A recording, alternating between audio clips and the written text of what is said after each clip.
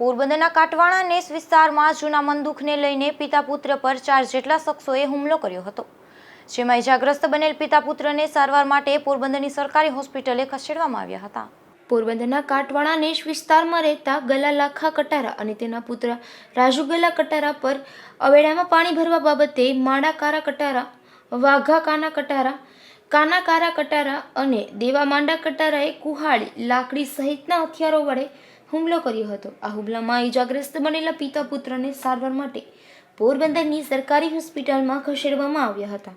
મારું નામ ગલા રાખા, પછી માંડા કારા એની કવાડીનો ઘા કીધો, પછી કાના કારા એની લાકડીનો ઘા કીધા, માંડા ભાઈ વાઘા કાના એની લાકડીનો ઘા કીધા, પછી દેવા માંડા એની લાકડીને ઘા કીધા।